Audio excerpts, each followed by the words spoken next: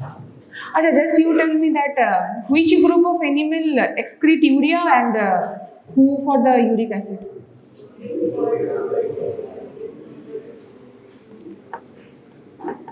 Birds, uric acid, and mammals, urea.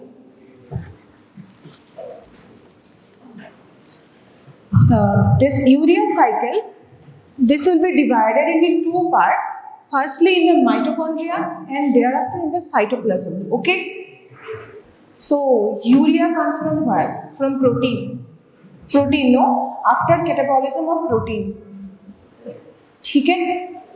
तो सबसे पहले क्या होगा, और जो यूरिया का 2 कार्बन है, ठीक है ना, यूरिया का 2 कार्बन है, एक आएगा तुम्हारा CO2 बाइकार्बोनेट वाला कार्बन से और एक आएगा एस्पार्टिक एसिड से, ठीक है. तो सबसे पहले क्या होगा और कितना एटीपी चाहिए होगा यूरिया साइकिल में, टोटल गेन होता है 1.5, 4 टोटली होता है, यूटिलाइज होता है, और 2 पहले से यूज किया होता है, तो 2.5 चाहिए होता है, लॉस होता है, तो गेन होता है 1.5. ये बाद में है एनर्जेटिक्स में, अभी ये स्टार्टिंग है, ठीक है.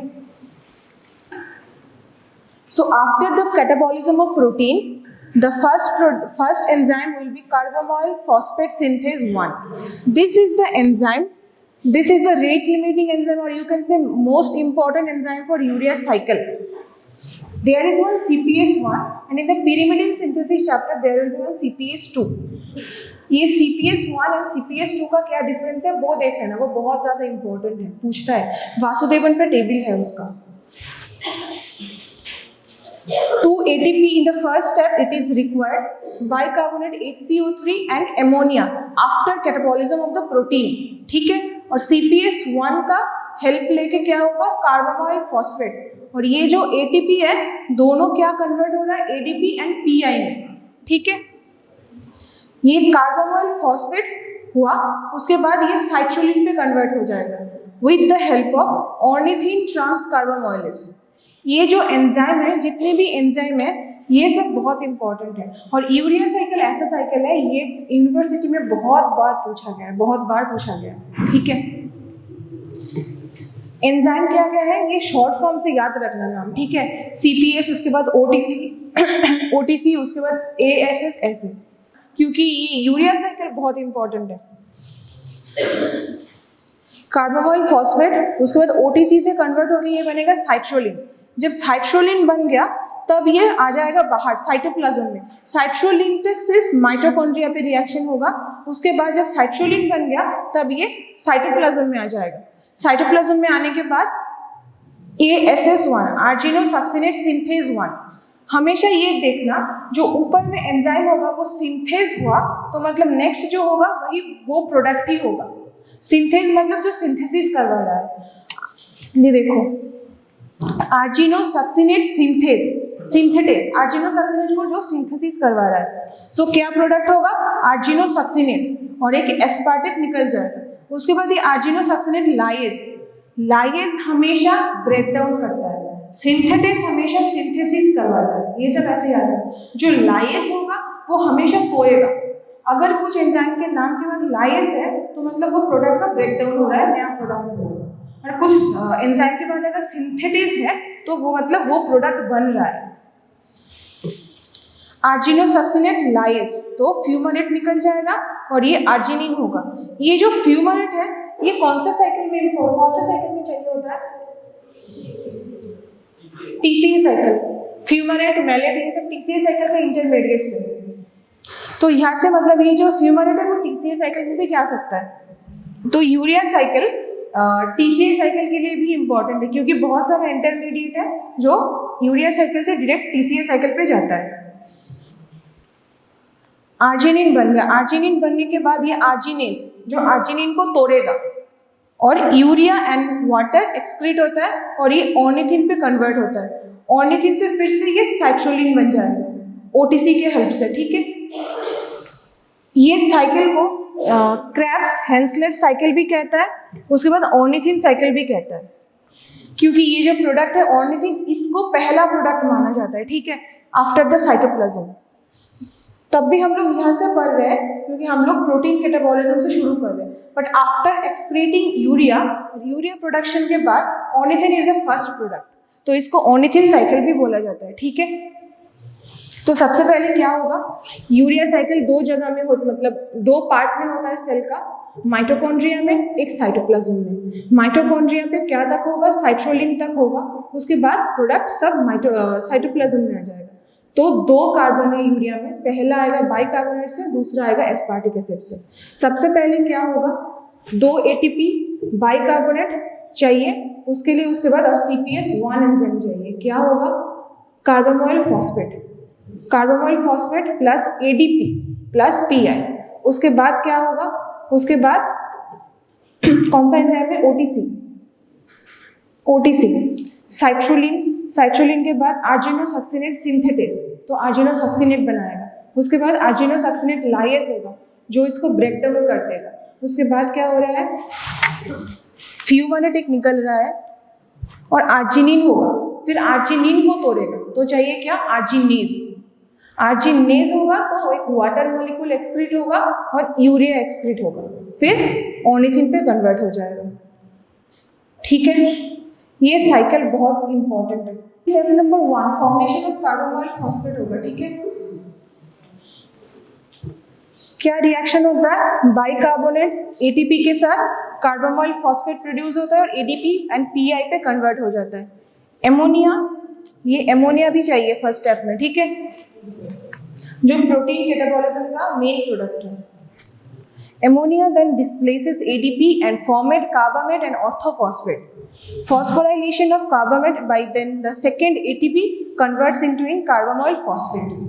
ये सारा स्टेप्स लिखना जरूरी नहीं है, बिल्कुल भी नहीं जरूरी है, बस तुम ये साइकिल बनाओ, लिख दो क्या क्या है, एंजाइम का नाम, वही काफी है। अगर स्टेप्स लिखना है तो ऐसे भी लिख सकते हो, formation of carbamoyl phosphate 1, formation of argininosuccinate, उसके वही काफी है।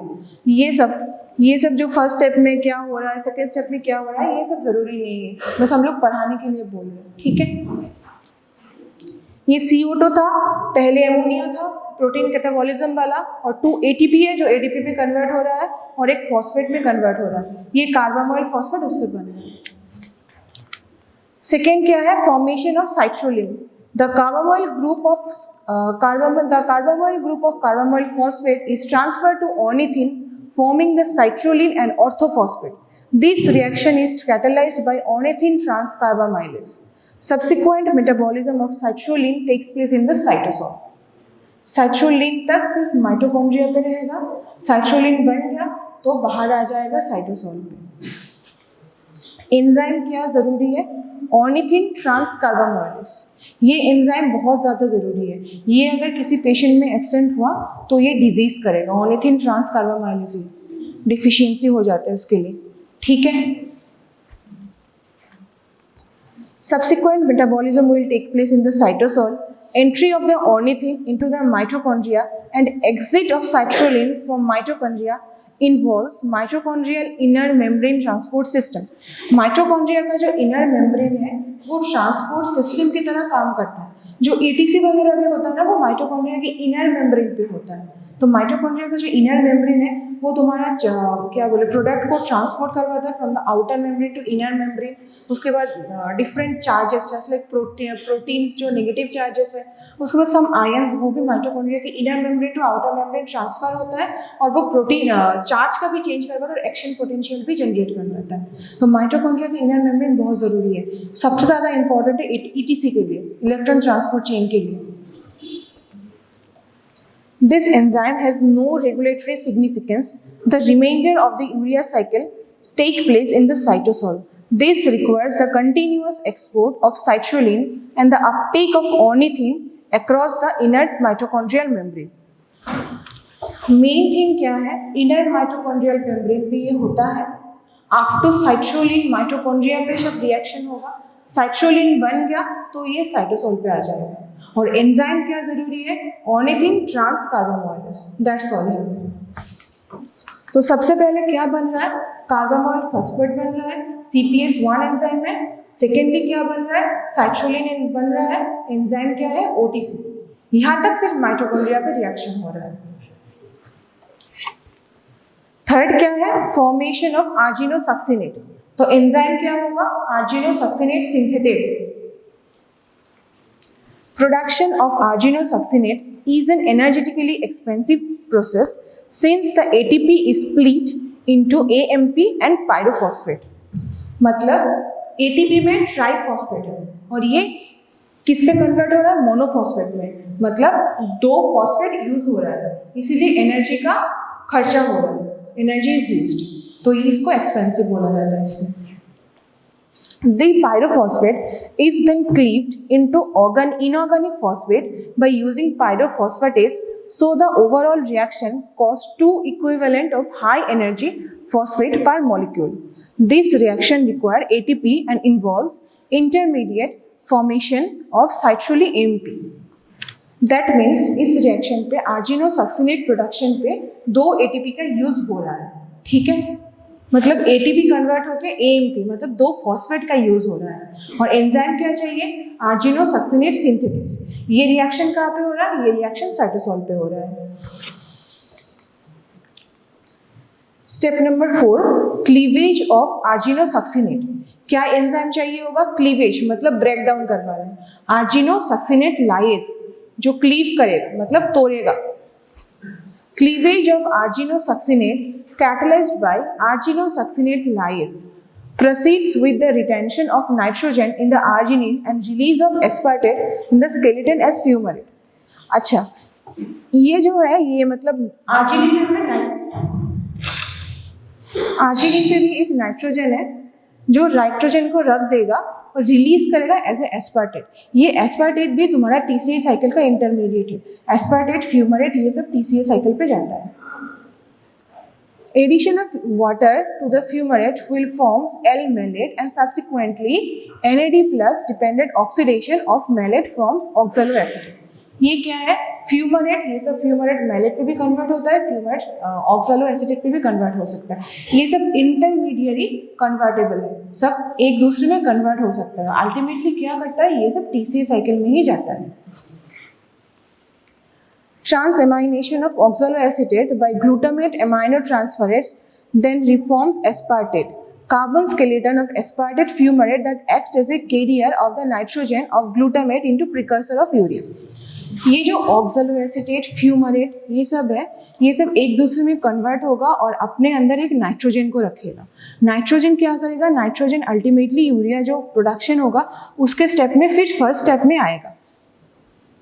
तो इम्पॉर्टेंट क्या है इसमें, इम्पॉर्टेंट ये है कि आर्जिनोसक्सिनेट के लाइस के लिए ब्रेकेज के लिए आर्जिनोसक्सिनेट लाइस चाहिए। ये रिएक्शन तुम्हारा साइटोसोल में हो रहा है, ये और फ्यूमरेट, मैलेट, ऑक्सालोएसिटेट, ये एटसेट्रा, ये डिफरेंट इंटरमीडिएरी सब्सटेंस बन रहा है जो तुम्हारा क्रेब्स साइकिल में जाता है एक, और दूसरा क्या करता है, दूसरा तुम्हारा फिर यूरिया जब चाहिए होगा और एमोनिया चाहिए है उसके लिए नाइट्रोजन सप्लाई करता है।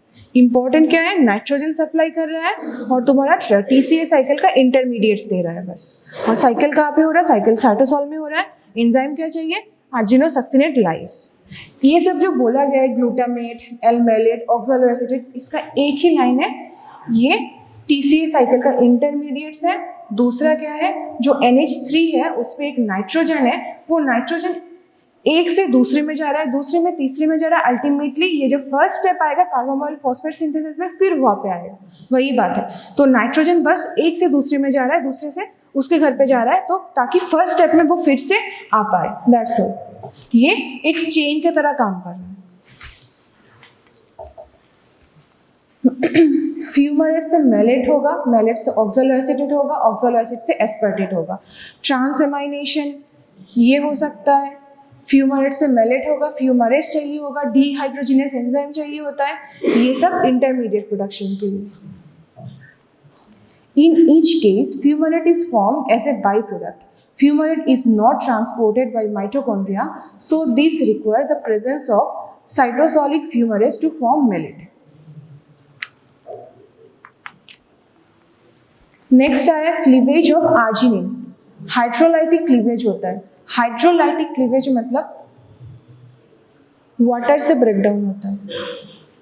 Hydrolytic cleavage of the guanidino group of arginine catalysed by liver arginase enzyme, ये आर्जिनेज जो एंजाइम है वो लीवर में है, release urea and the other product that is ornithine re-enters in the liver mitochondria for additional 1 round of urea synthesis। तो क्या देखे थे, आर्जिनिन से एक यूरिया निकलता है और वाटर एक्सक्रीट होता है और ये आर्जिनिन ऑर्निथिन पे कन्वर्ट हो जाता है। ऑर्निथिन फिर तुम्हारा ओटीसी के हेल्प से साइट्रोलिन बनाता है, जो तुम्हारा साइट्रोलिन माइटोकॉन्ड्रिया पे बनने के बाद साइटोसोल पे आ जाता है। Ornithine and lysine are potent inhibitors of arginine and competitive with arginine.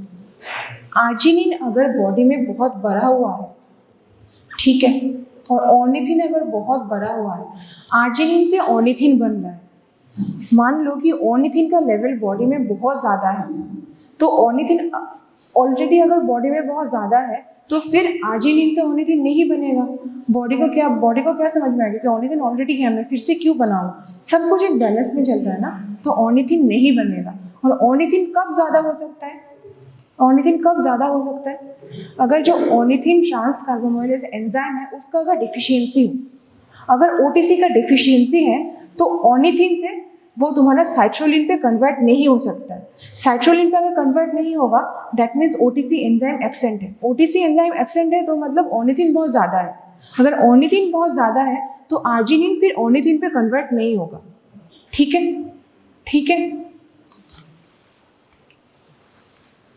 Arginase is activated by cobalt and manganese. ये सब कोफैक्टर है, एंजाइम में पढ़े थे ना कोफैक्टर्स। ये मेटल भी हो सकता है, ये विटामिन भी हो सकता है, कुछ भी हो सकता है। Ornithine and lysine competes with arginine. और ये जो अगर ऑर्निथिन बढ़ गया है तो ये आर्जिनिन से फिर ऑर्निथिन प्रोडक्शन इम्पेयर कर देगा, एंजाइम को भी इनहिबिट करेगा और ये कॉम्पिटिटिवली इनहिबिट करता है। Then what is the link between citric acid and urea cycle? The fumarate produced in the uric acid cycle is an intermediate in the TCA cycle. Aspartate is formed in the mitochondria by transamination between oxaloacetate and glutamate, which is transported to the cytosol where it serves as nitrogen donor in the urea cycle. This reaction, making up the aspartate arginosuccinate shunt, provide metabolic link between these two pathways. मैंने हमेशा बोला fumarate एक ऐसा substance है जिससे तुम्हारा मैलिट भी बन सकता है, जिससे तुम्हारा ऑक्सलो एसिटेट भी बन सकता है, और ऑक्सलो एसिटेट से फिर ट्रांसएमाइनेशन होकर ग्लूटामेट भी बन सकता है। और ये जो ग्लूटामेट है वो नाइट्रोजन को डोनेट करता है। कहाँ पे डोनेट करता है? In the first step of urea cycle. ये जो नाइट्रोजन है दैट इज एमोनिया का NH3 है, वो ग्लूटामेट से आता है। और ये जो नाइट्रोजन है वो ग्लूटामेट कहाँ से आ रहा है? फ्यूमरेट, ऑक्सलो एसिटेट, मैलेट, इन सब के ट्रांसफर से, एक दूसरे से ट्रांसफर से। और ये जो फ्यूमरेट बन रहा है, ये एस्पार्टेट बन रहा है, ये सब TCA साइकिल का इंटरमीडिएट है।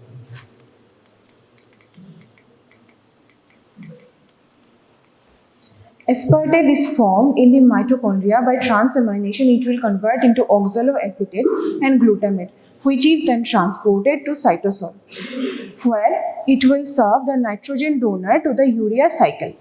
This reaction will making up the aspartate arginosuccinate shunt provide metabolic link between two pathways. ये इमेज ले सकते हो, ये हैंड रिटन है। एमोनिया, ये कार्बामोल, फॉस्फेट, साइट्रोलिन, ये सब बन रहा है।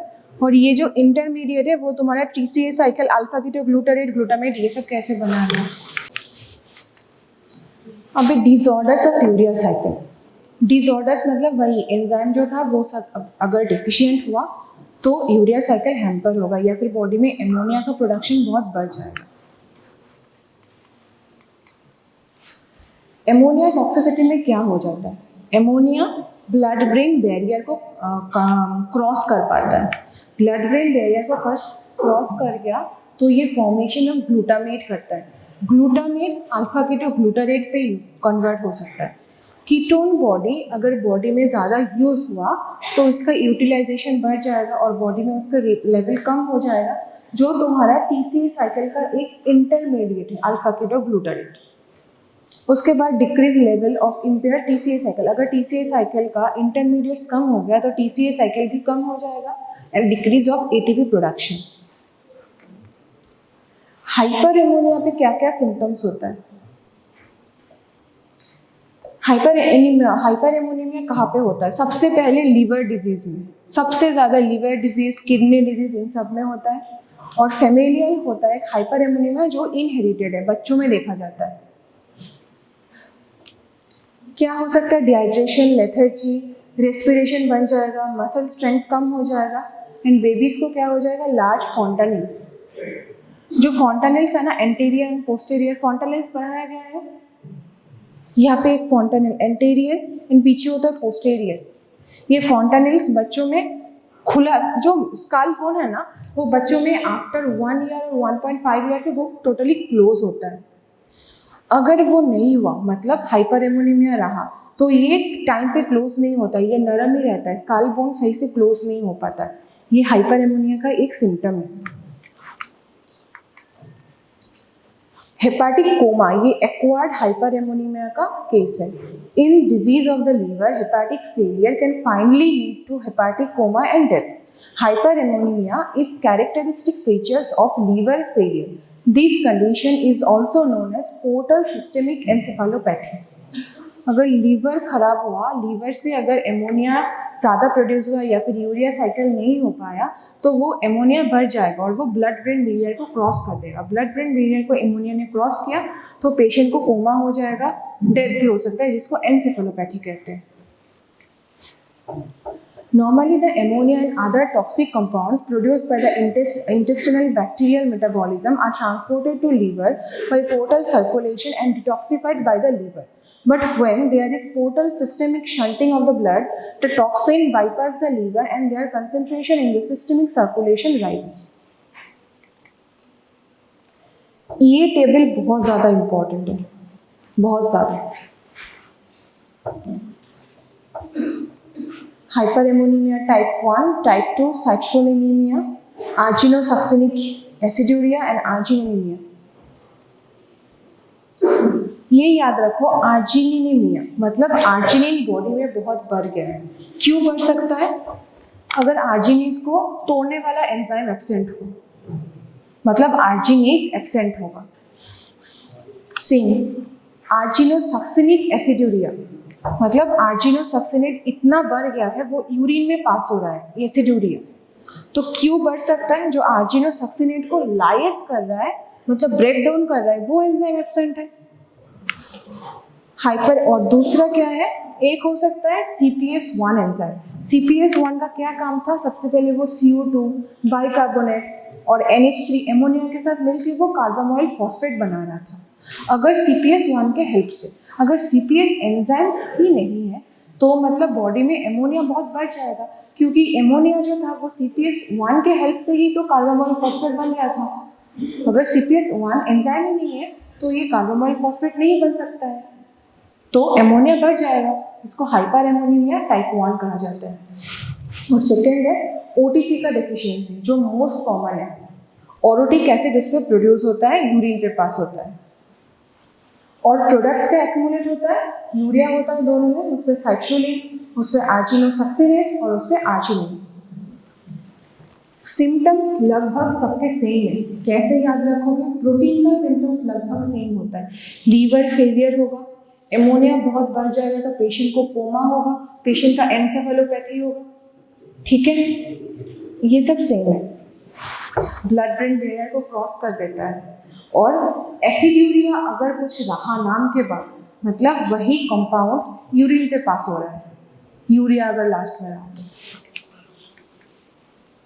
ये है एनर्जेटिक्स, मतलब कितना ATP यूज हो रहा है, कितना गेन हो रहा है, कितना क्या हो रहा है। NH3 CO2 and aspartate urea फ्यूमानेट बन रहा है, जो फ्यूमानेट तुम्हारा TCA साइकिल में जा रहा है। 2 ATP are used in the first reaction and another ATP is converted into AMP plus PPI in the third step. That is also equivalent with 2 ATP. The urea cycle consumes 4 high energy phosphate bond. The fumarate that is formed in the fourth step may be converted into malate also. Malate when oxidized to oxaloacetate, it will produce 1 NADH, which is equivalent to 2.5 ATP. अगर 4 ATP produce हुआ और 2.5 फिर से चाहिए, मतलब फिर से use हुआ, तो गेनिंग कितना होगा? 1.5. The urea cycle and TCA cycle are interlinked as it is called by urea bicycle. पहला स्टेप में 2 ATP, थर्ड स्टेप में फिर से 2 ATP, दैट मीन्स 4 ATP.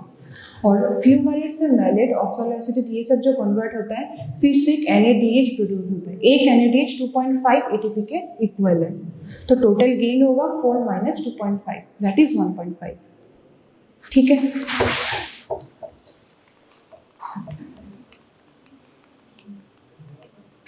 तो सबसे पहले क्या है, यूरिया साइकिल लीवर में होता है, लीवर के माइटोकॉन्ड्रिया पे भी होता है, लीवर के साइटोसॉल पे भी होता है. सबसे पहले 2 कार्बन है, एक कार्बन आएगा तुम्हारा बाइकार्बोनेट से और दूसरा आएगा एस्पार्टेट से. और एमोनिया जो है CO2 दैट इज बाइकार्बोनेट, ये सब, और CPS enzyme, CPS1 enzyme. CPS1 urea cycle में हेल्प करता है, CPS2 पिरिमिडिन सिंथेसिस में हेल्प करता है. CPS एंजाइम के हेल्प से कार्बोमोइल फॉस्फेट बन रहा है.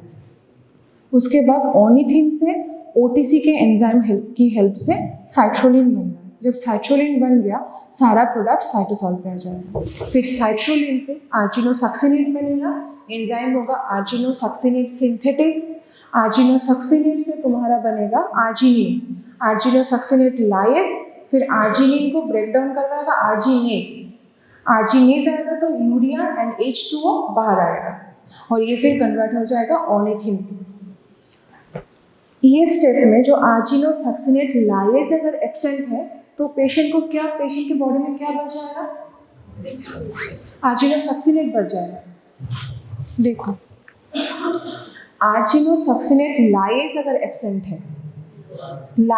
एब्सेंट है, तो बॉडी में आर्जिनोसक्सिनेट बढ़ेगा, क्योंकि आर्जिनोसक्सिनेट का लाइस होने के बाद आर्जिनिन बन रहा है. अगर ये एंजाइम एब्सेंट हुआ तो ये प्रोडक्ट बढ़ जाएगा, और ये बढ़ गया तो आर्जिनोसक्सिनिक एसिडोरिया होगा. अगर ये एब्सेंट हुआ, आर्जिनोसक्सिनेट सिंथेज अगर एब्सेंट हुआ तो साइट्रोलिन बढ़ जाएगा. दैट मीन्स साइट्रोलिनीमिया कहते हैं इसको, जहाँ पे आर्जिनोसक्सिनेट सिंथेटेज एब्सेंट हुआ. अगर कोई एंजाइम एब्सेंट हुआ तो उसके ऊपर वाला प्रोडक्ट बढ़ जाएगा. That is the thing. ठीक है. फर्स्ट स्टेप क्या होगा? Carbamoyl phosphate synthesis. Second, production of citrulline from ornithine to citrulline. Third, formation of argininosuccinate. Citrulline से आर्जिनोसक्सिनेट पे कन्वर्ट होगा. फोर्थ, आर्जिनोसक्सिनेट का cleavage, that is argininosuccinate lyase enzyme की help से. Fifth, cleavage of arginine, that is by arginase enzyme. ठीक है. Arginase जहाँ पे काम करेगा वहाँ पे तुम्हारा यूरिया बन रहा है और हाइड्रोलाइटिक क्लीवेज हो रहा है. दैट मीन्स एक H2O मॉलिक्यूल भी निकल रहा है. ठीक है. और प्रोडक्ट क्या बन रहा है लास्ट में? ऑर्निथिन, जो कि तुम्हारा फिर से OTC एंजाइम के हेल्प से साइट्रोलिन बनेगा. और वहाँ पे अगर OTC एंजाइम एब्सेंट हुआ तो क्या होगा? साइट्रोलिन नहीं बन पाएगा, ऑर्निथिन बॉडी में बहुत ज़्यादा बढ़ जाएगा, तो जिसको कहता है ओरोटिक एसिडोरिया. ऑर्निथिन बाद में ओरोटिक एसिड में कन्वर्ट हो जाएगा और ये यूरिन पे ओरोटिक एसिड के हिसाब से निकलेगा. ओरोटिक एसिडोरिया, जहाँ पे OTC एंजाइम का एब्सेंट है, जिसको हाइपर एमोनीमिया टाइप 2 भी कहा जाता है. हाइपर एमोनीमिया टाइप 1 किसको कहता है? अगर CPS1 एंजाइम एब्सेंट है तो. लिंक क्या है? Fumarate is the main substance. Fumarate तुम्हारा मैलेट पे भी कन्वर्ट होता है, फ्यूमरेट तुम्हारा ऑक्सलोएसिटेट पे भी कन्वर्ट होता है, फ्यूमरेट तुम्हारा ग्लूटामीन पे भी कन्वर्ट हो सकता है ट्रांसअमाइनेशन से. फ्यूमरेट से अल्फा क्लीटोग्लूटारेट भी बन सकता है, जो TCA साइकिल में सारा लिंकेबल है.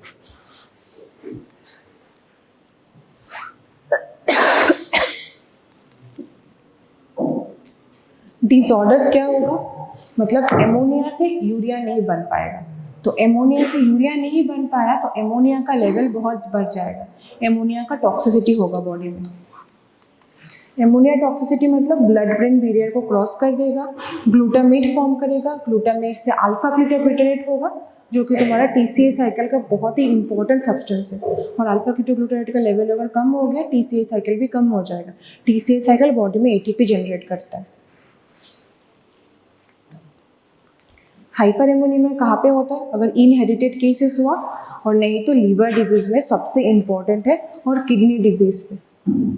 क्या फीचर्स होता है? पेशेंट को डिहाइड्रेशन होगा, लेथर्जी होगा, इंक्रीज रेस्पिरेशन होगा, रिड्यूस मसल स्ट्रेंथ होगा, और बेबीज को लार्ज फॉन्टेनिल्स होगा। रेस्पिरेशन क्यों बढ़ जाएगा? क्योंकि बॉडी में एक खराब चीज़ है, बॉडी उसको चाहेगा एक्सहेल करना। एक्सहेल करने के बाद CO2 भी एक्सक्रीट होगा, और एमोनिया जो है वो यूरिया साइकिल के लिए जाना जाएगा। मतलब ये बॉडी का एक प्रोटेक्टिव मैकेनिज्म है, जितना भी खराब है सबको निकालो। और एमोनिया जो है वो रेस्पिरेटरी सेंटर को भी स्टिमुलेट करता है, तो वो रेस्पिरेशन को इंक्रीज करता है। हेपेटिक कोमा ये एक्वायर्ड केस है। इस पे क्या हो सकता है? Hepatic failure and finally death. Hyperammonemia is a characteristic feature liver failure. This condition is also known as portal systemic encephalopathy. Normally, the ammonia and the other toxic compounds produced by the bacteria are transported to liver, where they are detoxified from the liver.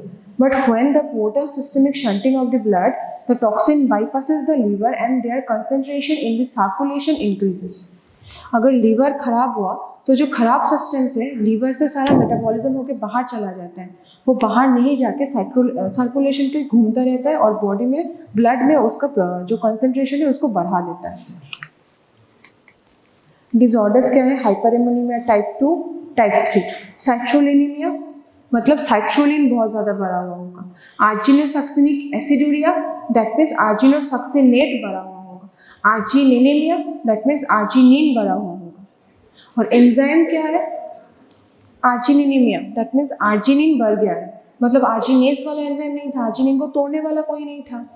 फिर आर्जिनोसक्सिनिक एसिडूरिया, आर्जिनोसक्सिनिक इतना बढ़ गया है वो urine पे आ रहा है, एसिडूरिया कर रहा है, दैट मीन्स आर्जिनोसक्सिनेट को तोड़ने वाला कोई नहीं था। आर्जिनोसक्सिनिक लायस नहीं था, लायस तोड़ रहा है, और एस तो आर्जिनोलायस तोड़ता है, आर्जिनेस तोड़ता है, सिर्फ सिंथेटिस सिंथेसिस करवाता है। एनर्जेटिक्स क्या है? फर्स्ट स्टेप में 2 ATP, थर्ड स्टेप में 2 ATP, मेलेट से एक NADH प्रोड्यूस होता है, तो टोटल गेन होता है 4 - 2.5 दैट इज 1.5। अब रेगुलेशन कैसे होगा? एक है फाइन रेगुलेशन और एक है कोर्स रेगुलेशन। कोर्स रेगुलेशन पे क्या है? जब enzyme levels changes with the protein content of the diet, starvation, urea cycle elevated to meet the increase rate of the protein catabolism. Starvation पे जब तुम खाना नहीं खाते हो, ग्लूकोनियोजेनेसिस ज़्यादा होगा, तो ग्लूकोनियोजेनेसिस ज़्यादा हुआ दैट मीन्स प्रोटीन का कैटाबॉलिज्म बढ़ जाएगा। प्रोटीन का कैटाबॉलिज्म बढ़ा तो यूरिया साइकिल भी बढ़ेगा, ठीक है। और फाइन रेगुलेशन क्या होगा? CPS1 एंजाइम, ये पॉजिटिव इफेक्टर है इस N-एसिटाइल ग्लूटामेट। N-एसिटाइल ग्लूटामेट CPS1 को रेगुलेट करता है। अगर NAG बढ़ गया है तो CPS1 का एक्टिविटी उससे इम्पेयर हो सकता है, दैट मीन्स उसको रेगुलेट कर सकता है। Arginine activate NAG synthase. Acetyl CoA and glutamate से तुम्हारा NAG बढ़ रहा है, ये NAG तुम्हारे CPS1 को एक्टिवेट करता है। CPS1 एक्टिवेट हो अगर हुआ तभी तुम्हारा ये कार्बोमोइल फॉस्फेट सिंथेसिस हो सकता है, ठीक है। और ये जो N-एसिटाइल ग्लूटामेट सिंथेसिस है, ये आर्जिनिन उसको एक्टिवेट करवाता है। ये कंटिन्यू ना एक साइकिल है, एक सब्सटेंस अगर प्रोड्यूस हुआ तो वो दूसरे को रेगुलेट करेगा। अगर आर्जिनिन बॉडी में ज़्यादा बढ़ गया है तो आर्जिनिन क्या चाहेगा? आर्जिनिन बॉडी में ज़्यादा ज़रूरी नहीं है, आर्जिनेज एंजाइम को चाहिए होगा। आर्जिनेज एंजाइम आर्जिनिन को ब्रेक डाउन करवाएगा, यूरिया एंड वाटर में कन्वर्ट करेगा। ये आर्जिनिन जो प्रोडक्ट है वो NAG सिंथेसिस जो होता है, NAG सिंथेसिस को एक्टिवेट करवाता है। तो NAG सिंथेसिस होता है, NAG सिंथेसिस अगर ज़्यादा होता है तो वो CPS1 को एक्टिवेट करना पड़ता है। CPS1 एक्टिवेट हुआ तो तुम्हारा यूरिया साइकिल शुरू होगा। इतना याद रखो, जो फोर्स फाइन रेगुलेशन है CPS1 का हेल्प से होता है। CPS1 को एक्टिवेट करवाता है NAG। और NAG एक्टिवेट हुआ तो CPS1 एक्टिवेट होगा, फर्स्ट स्टेप हो जाएगा। और फर्स्ट स्टेप शुरू हो गया तो यूरिया साइकिल होगा। और कोर्स रेगुलेशन किससे होता है? स्टार्वेशन, एंजाइम का लेवल इन सबसे। स्टार्वेशन पे क्या होगा? प्रोटीन का कैटाबॉलिज्म बढ़ेगा, यूरिया साइकिल बढ़ जाएगा। ठीक है, तो क्या है यूरिया साइकिल? कहाँ पे होता है? लीवर में, माइटोकॉन्ड्रिया एंड साइटोसोल पे। साइट्रोलिन तक माइटोकॉन्ड्रिया पे होगा, उसके बाद सब साइटोसोल में होगा। पहला प्रोडक्ट क्या होगा? ऑर्निथिन। ऑर्निथिन इस चीज़ से इसको ऑर्निथिन साइकिल भी कहा जाता है, ये फिर क्रेब्स हैंसलेट साइकिल भी बोला जाता है। पहले क्या होगा? बाइकार्बोनेट और एमोनिया और एटीपी है, जिससे तुम्हारा कार्बोमोइल फॉस्फेट बन रहा है। कार्बोमोइल फॉस्फेट के बाद ऑर्निथिन से ओटीसी एंजाइम के हेल्प से साइट्रोलिन बनेगा। साइट्रोलिन बन गया तो उसके बाद आर्जिनोसक्सिनेट बना तो उसको भी तोड़ना पड़ेगा, आर्जिनोसक्सिनेट लाइज आएगा। आर्जिनोसक्सिनेट लाइज आया तो नया प्रोडक्ट बनाना पड़ेगा, जहाँ पे फ्यूमेरिन तुम्हारा निकल रहा है तो आर्जिनिन बनेगा। आर्जिनिन से आर्जिनिन को तोड़ना पड़ेगा, आर्जिनिस अगर आर्जिनिस एंजाइम के हेल्प से यूरिया और वाटर निकलेगा, फिर ऑर्निथिन पे कन्वर्ट होगा। डिजीज क्या क्या है? हाइपरएमोनीमिया टाइप 1, हाइपरएमोनीमिया टाइप 2, साइट्रोलिनीमिया जहाँ पे साइट्रोलिन बहुत ज़्यादा भरा हुआ है, आर्जिनोसक्सिनिक एसिडूरिया, आर्जिनोसक्सिनिक एसिड बहुत ज़्यादा भरा हुआ है, और ओटीसी एंजाइम का डिफिशियंसी बहुत इंपॉर्टेंट है, जिसको कहता है ऑरोटिक एसिडूरिया। और हाइपरएमोनिया में क्या क्या होता है? लेथर्जी होगा, मसल स्ट्रेंथ कम हो जाएगा, पेशेंट का रेस्पिरेशन बढ़ जाएगा, हेपाटिक कोमा, हेपाटिक एन्सेफेलोपैथी हो जाएगा। ठीक है, टोटल एटीपी कितना है? 1.5 गेन है, 4 एटीपी है, और 2 तुम्हारा जब NADH हो रहा है उस पर यूज हो रहा है 2.5 एटीपी, तो गेन हुआ 1.5। ठीक है, समझ में आया? Thank you.